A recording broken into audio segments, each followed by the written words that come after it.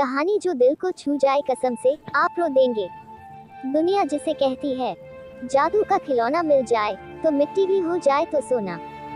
मतलब अगर हम जिंदगी में किसी चीज को पाना चाहते हैं तो पूरी शिद्दत के साथ उसे पाने में लग जाते हैं, लेकिन जब वही चीज हमें मिल जाती है तो उस चीज को हमारे जीवन में बरकरार रखने के लिए कोई मेहनत नहीं, कोई प्रयास नहीं।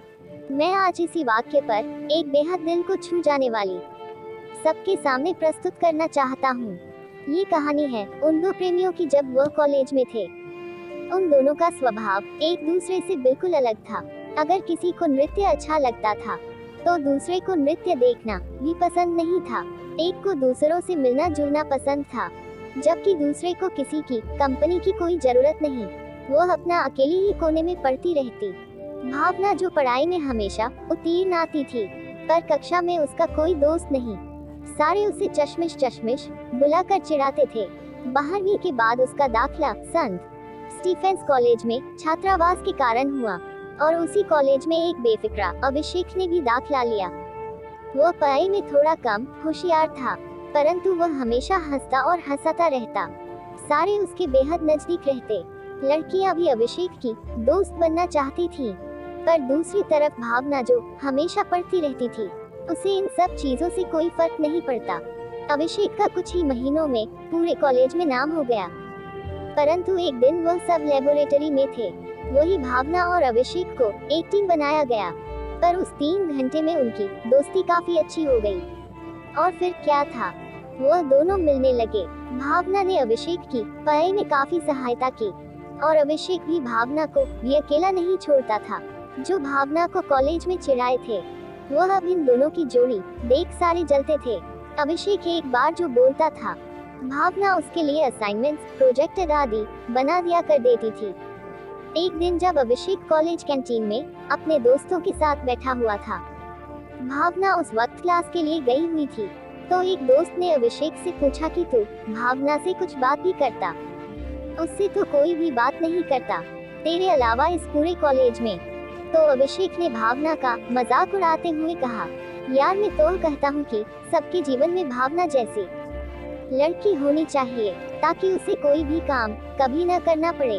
उसने बोला कि मैं भावना को इस्तेमाल कर रहा हूँ, क्योंकि वही मेरा सारा काम कर देती है। मेरे को कुछ करना ही नहीं पड़ता। मैं तो अपनी जिंदगी से बहुत खुश हूँ। पर वही जब भावना अपनी कक्षा की ओर जा रही थी, उसी बीच उसके मोबाइल पर मैसेज आया कि आज की कक्षा रद्द हो गई है। तो वह कैंटीन की तरफ वापस चली जा रही थी, जहाँ अभिषेक की अपने लिए इतनी कटाक्ष बातें सुनी और रोते हुए वहाँ से घर चली गई। वह 2 दिन तक कॉलेज नहीं आई। उसने अभिषेक के फोन कॉल्स उठाना भी छोड़ दिया।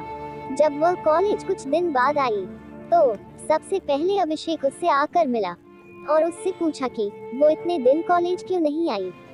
लेकिन भावना ने उसे सबके सामने नजरअंदाज किया और वहां से चली गई।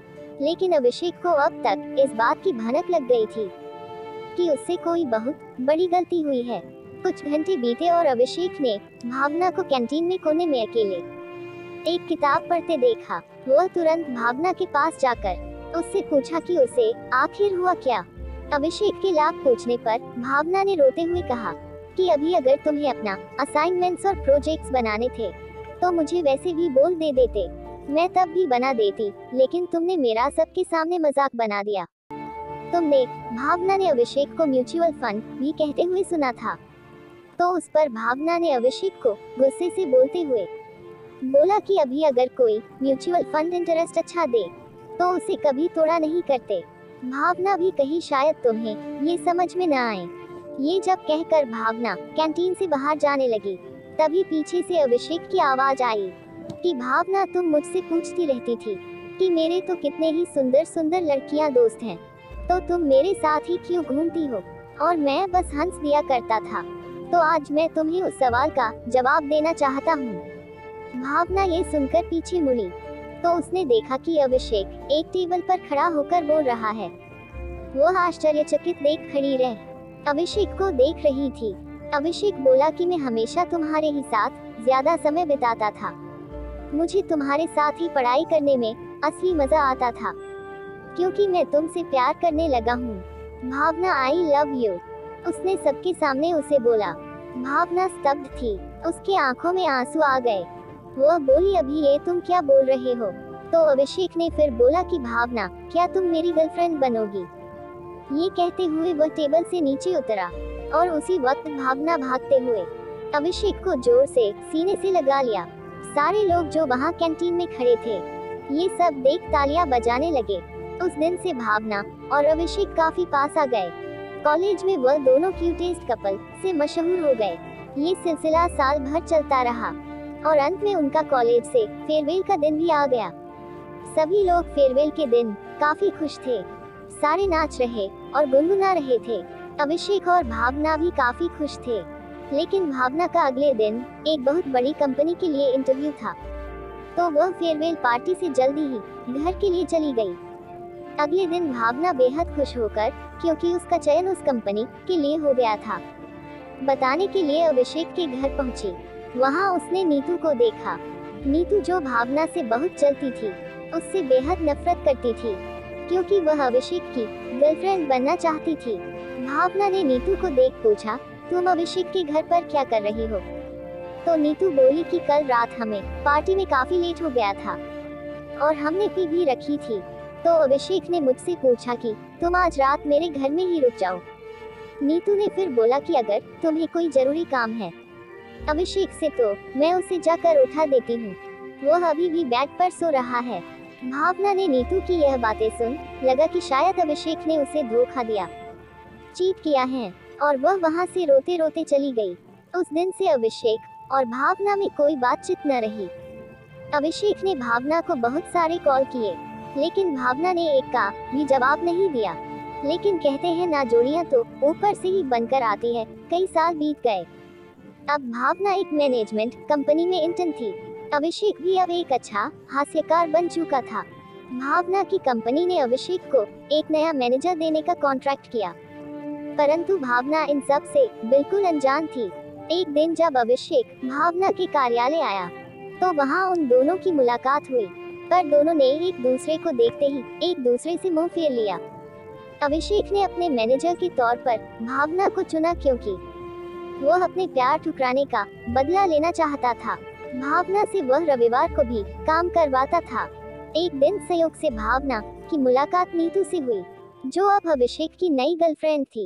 ये देख भावना के दिल को ठेस पहुंची। वह दुखी होने के कारण शाम को अपने दोस्त के साथ क्लब में बियर पीने चली गई।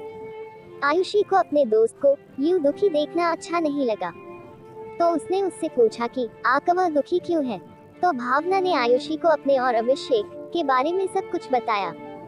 सब कुछ सुनने और समझने के बाद आयुषी ने भावना से पूछा कि जब वह फेयरवेल के दूसरे दिन अभिषेक के घर पहुंची, तो क्या उसने वह अभिषेक को सोते हुए देखा। तो भावना ने जवाब में कहा नहीं। ये सुन आयुषी ने भावना को बोला कि हो सके नीतू झूठ बोल रही हो कि वह दोनों साथ में सोए थे। भावना के अब काफी बातें समझ में आने लगी थी, परंतु जब तक वह अभिषेक से कुछ बात कर पाती, नीतू ने उसे अभिषेक की मैनेजर के रूप से निष्कासित कर दिया। पर अब भावना का अभिषेक से मिलना बहुत जरूरी था, तो वह सीधा अभिषेक के पास जा पहुंची। भावना को देख नीतू को काफी गुस्सा आया, पर भावना के लाख निवेदन पर अभिषेक उससे मिलने के लिए तैयार हो गया। भावना ने जब अभिषेक से उस दिन के बारे में पूछा, तो वह बोला कि रात काफी हो गई थी और लड़कियों ने पी भी रखी थी, तो मैंने सोचा इन्हें आज रात के लिए अपने घर में रहने देता हूँ, और मैं खुद रवि के घर चला गया था। तो भावना अब बोली कि मैं फेयरवेल के दूसरे दिन तुम्हारे घर आई थी, पर मेरे को नीतू मिली तुम्हारे घर पर। जब इससे मैंने तुम्हारे बारे में पूछा, तो वह बोली तुम दोनों कल एक साथ सोए थे, मुझे लगा तुमने मेरे को धोखा दिया है। जब अभिषेक ने यह बात नीतू से पूछी, तो उसकी छुपी ही सत्य प्रकाशित कर रही थी। अभिषेक को यकीन हो गया कि नीतू ने भी उसे धोखा दिया है। वहाँ से बिना कुछ कहे चला गया। एक दिन जब वह अपने कमरे में सो रहा था, वहाँ अचानक से भावना आई और दोनों के काफी मन मुटाव हुए देखा।